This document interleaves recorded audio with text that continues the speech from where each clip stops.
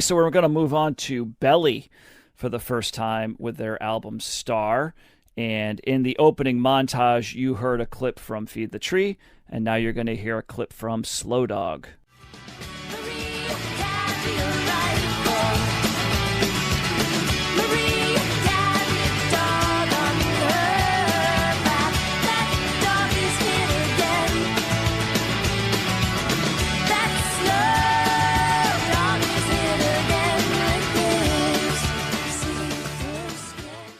All right, so Belly Star comes in at number 707 in the 1990s on Best Ever Albums, number 76 in 1993, number 4094 of all time. It's Belly's highest rated album on Best Ever Albums. Did not make Rolling Stone's list, and Belly comes in at number 2,360 of overall artist rankings on Best Ever Albums. So this is their debut album. One of three. They don't have a ton. It was released on January 25th, 1993.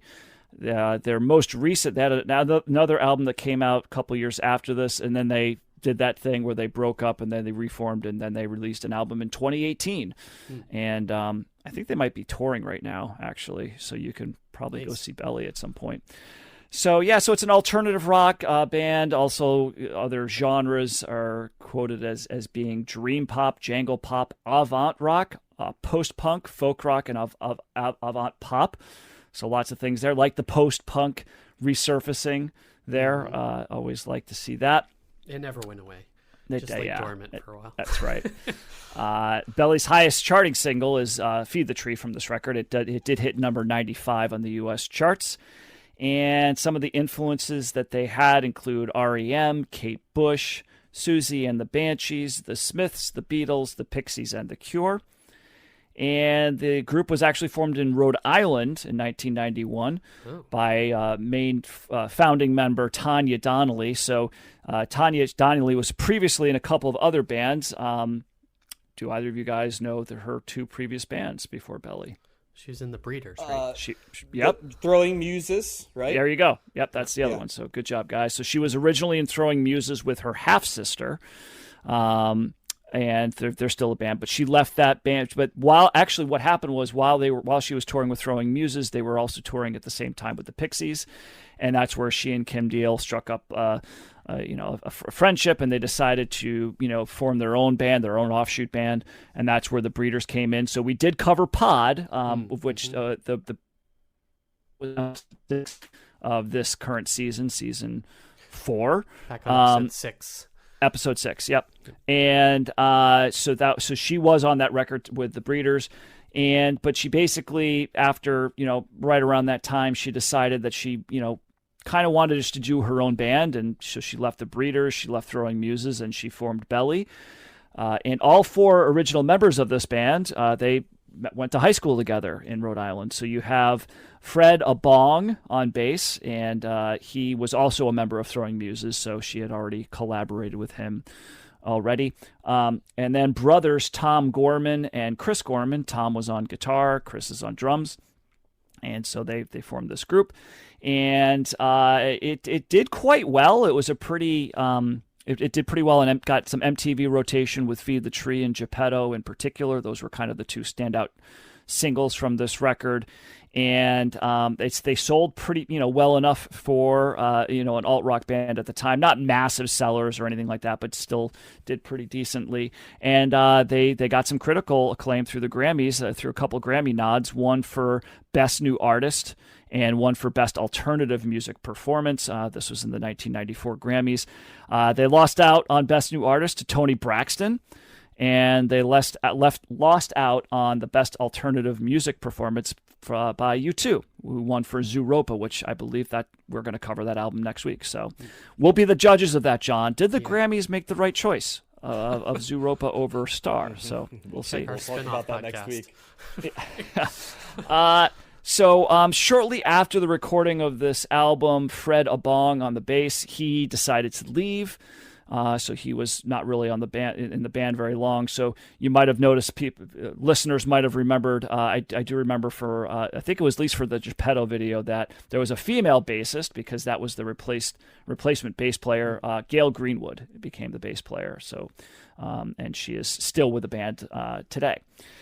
So they also did a joint headliner tour in 1993 with Radiohead. That would have been an awesome concert to see. I missed out on that, so that would have been cool. Yeah. They had a second album after this named King.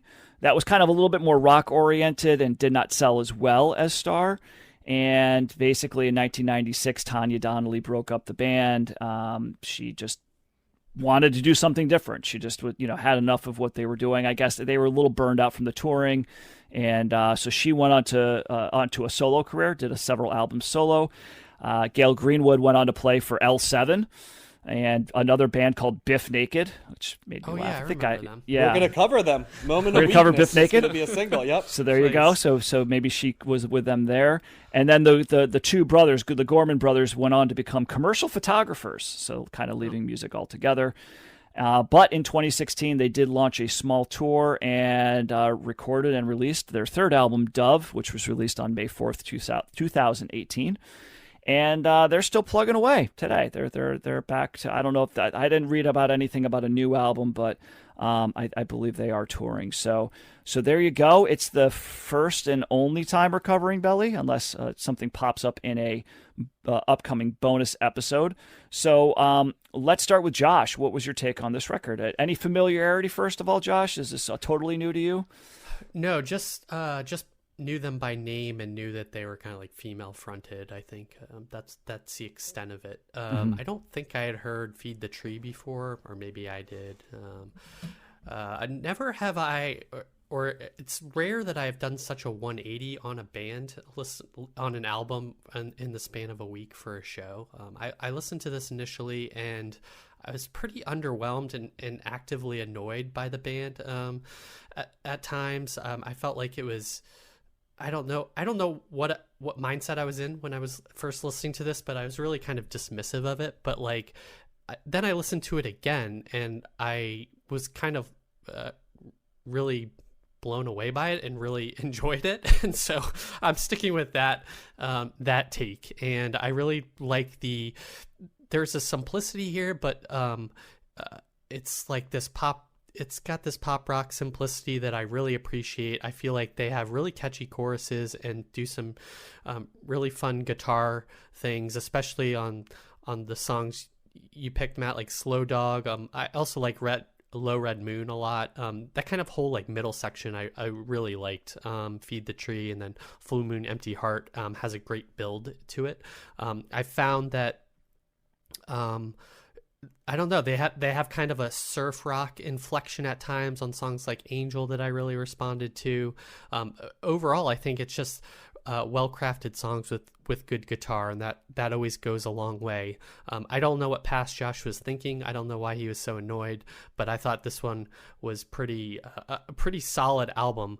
I think it kind of loses it for me a little bit in like the back end with like Untogether and Star, but I did like Sad Dress and I think Stay was interesting with the violin, even though I think it was a bit too dreamy and a bit too long for me. So there are some minor quibbles I have with this, but overall I think it's a pretty solid album. Geppetto's another good song. I can see why it was picked as a single. I think ultimately like the songs just kind of like got in my head and I found myself like really kind of like grooving to them and appreciating what they were trying to do. This is different. It's funny that she came from the Breeders because this is a different sound than the Breeders album that we talked about. I don't know what the later Breeders albums sound like. I think we'll be discussing one of those coming up down the road. But I thought this was like really kind of like what I'm looking for ultimately in rock music, like that combination of like pop and rock and just like done really well. So thumbs up from me.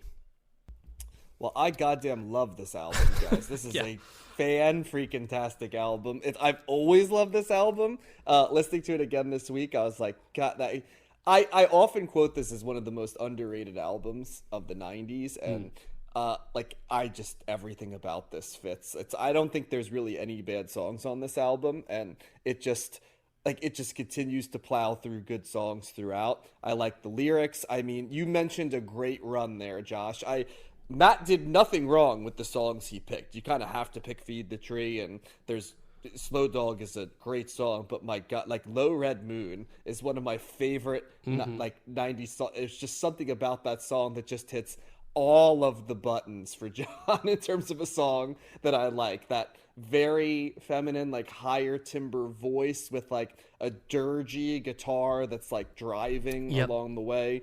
This is like if you just put a blender together of all the stuff I like. It's like take some jangle pop with some power pop, mix in some sort of Cocteau like Twins level like dream poppy, fuzz at times. As you said, like Angel sort of has, you said surf rock. It's sort of like that 50s sort of feel to it. It's just it keeps you on your toes a little bit. Geppetto is a very glisteny song. I definitely remember that from MTV as well as Feed the Tree, both those songs. This is just an album that I can just kind of put on and just it's great. Like it's great in every context that I have. It's great driving music. It's great like sitting and relaxing music for me. It fits. Like one of the things I love about certain albums is there isn't a context where I wouldn't enjoy it, and this is sort of best way to describe it's like a blender of a lot of the things I like. And I love the fact that at no point does it ever feel samey. They come at you from all these different angles. Some songs are slow, some songs are upbeat and faster, some songs have long intros that lead to the shimmery chorus, some songs don't wait nearly as much to get to the chorus. A song like Slow Dog, like Matt picked, sort of shifts from what you think it's going to sound like to this very, Maria handled it, like kind of like bouncy sort of light chorus along the way. There's stuff to like all over this album. It's 51 minutes basically, but it doesn't feel nearly as long. I know what you're saying, Josh, that Untogether and Star is there, but Star's 1 minute and 27 seconds, right? And it leads into Sad Dress, which is another great song. It's almost like a come down, and I haven't even mentioned, like, lyrically, this is a very good album too. It's in its own way has some elements of like being a feminist album, but it doesn't like hit you over the head. And not that hitting you over the head is bad, but like this one, it doesn't just stay in that lane. It kind of is clearly like a syncretic mix of lots of different things. But this one's in the elite category, guys, for me at least. That's strong thumbs up. Nice. So I own this album. I've had this album for many years, as well as their second album, King, and I think I got it during a Columbia House or BMG music service period in my life. And so I remember, because I really like the singles. I really like Geppetto and Feed the Tree, those two songs in particular. So I got the record. And I remember when I got it, I was first a little put off. I mean, because there's some discordant stuff happening throughout the record, right? And I think melded with some really sheeny pop, like catchy, either riffs or melodies or whatever.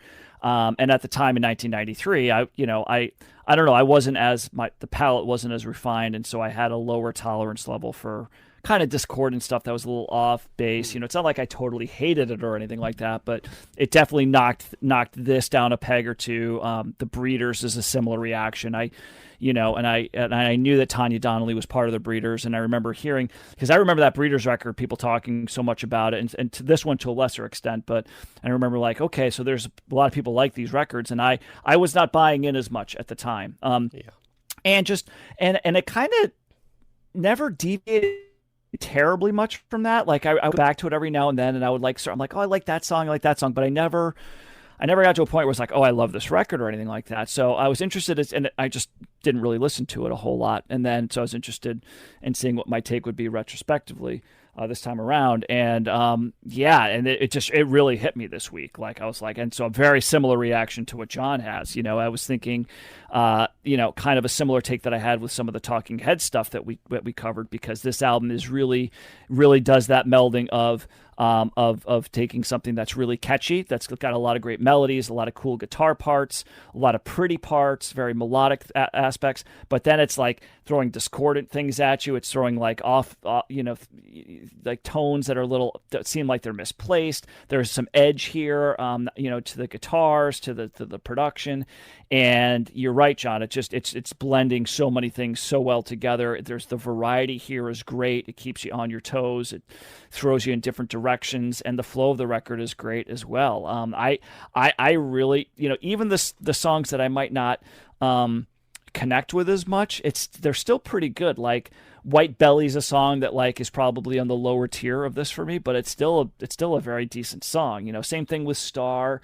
But again, that's only 1 minute and 27 seconds long, maybe Witch as well, but but again, that's a short song as well. And it kind of fits with the flow of the record. Yeah. But a song like, and I agree with you, John, I thought that Low Red Moon was great. That was a song that I think historically I would listen to and be like, okay, like that, because that one might be the darkest song on the record. It might be, There's some organ in it too. It's like staring at the moon ominously, Yes, and you don't know if it's personifying it or Yeah. not. And just the way she sings that, like "sleep like a babe," it just like gets under my skin a little bit. Like how, Matt, you just have problems with bands from Rhode Island.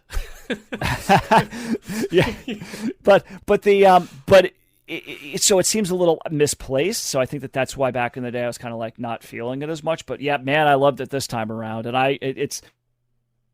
To you, John, like what song? So many songs to put here, but Slow Dog, I was just listening to that the other day, and I what I love about that song is the way it starts. It's like that's a very discordant, weird kind of guitar part that just seems like, are they sure they're supposed to be playing it like that? And then it goes into this chorus that actually has almost like two parts to the chorus that are both equally great, and I'm like, okay, I think I got to put like that one in there. It's like a Juliana Hatfield chorus, like out of the middle of this discordant mess at the beginning. Yeah, and then they go and then they do a second part of the chorus, which is that I liked equally. So it's like this. It's very complex, this record. I feel like, but man, if it doesn't deliver on just about every song, I like the way that I really like the last two songs too. I like the way, because I see what you're saying, Josh, about Untogether and Star, but I do like Untogether. I think that's a very song. Maybe it goes on a little bit long at 4:43, but Star is a quick song. Sad Dress has a really cool. There's a unique guitar sound on that I don't really think that they're using it any other part. And then they finish with Stay, which is this nice little ballad that's got like it builds in its own way, and it's just got a really pretty melody to it. So this is really good. This is a lot better than what I remember. And I don't know what it took. It wasn't at the right time for me. So and maybe, I don't know, in the course of this podcast, hearing different things, like I don't know, maybe it just hit me really well this week. So I get why, Josh, if you weren't familiar with this at all, why you had the reaction that you did, because it's a little. The first time listening to it, at least for me, was certainly like, okay, it's a little different. I'm not sure how I feel about it, because it takes you in different directions. And invariably, when you have a record like that you listen to first, sometimes it can be hard to know exactly what you think of it until you give it a couple more listens. But I might be with you, John. This might reach elite category for me. It's really good, and big thumbs up on my end. Well, and I'll end with this. There's a friend of the family who is a 19-year-old girl who is starting a rock journey, like listen to pop and stuff. They kind of got into rock and found out I had a podcast, and I was joking around. I said, like, we're three average white guys with a podcast, stuff like that. She's like, oh, well, if you get good rock albums, especially not the ones I might have discovered. So it's like, don't give me like Nevermind and, stuff like that. Throw different stuff. So I'll throw some bones. And so I just send her, I send her a text from time to time. I'm like, yeah, you should check out Belly Star. It's a really good album. I've always liked it, stuff like that. And I just got a text back from her like a day later, and she goes, what a fucking album. Like, was all she said back to it. And it was funny because it like reaffirmed to me, like, okay, yeah, this is we're not necessarily wrong in seeing this. So once again, really cool. Nice. Yeah, and it can still connect with somebody at 19 also. That's just I have a getting into feeling rock. if you keep listening to this album, Josh, you're gonna like it even more. Yeah, probably so. Actually, like after I listened to it again when I liked it, I then went back and like listened to tracks, like specific tracks again, because I was like, what was it about that one that I liked? So yeah, it was good. I definitely had a good reaction. It was like your journey, Matt, like condensed into a week for me. Yeah, right. Yeah, Mine took 30 years. Their second album's good too. King is probably not as good as this, but it's got some. It's a similar kind of song. I was interested how it said it's more rock oriented. I maybe a little bit, but like it's a very similar vibe. I find so that's good too. We might need to, we're going to have plenty of bonus albums, and it's not on there yet, but I could definitely see Belly King ending up on one of our bonus episodes. So stay tuned. I have a feeling we'll be talking about it. Yep, always in flux.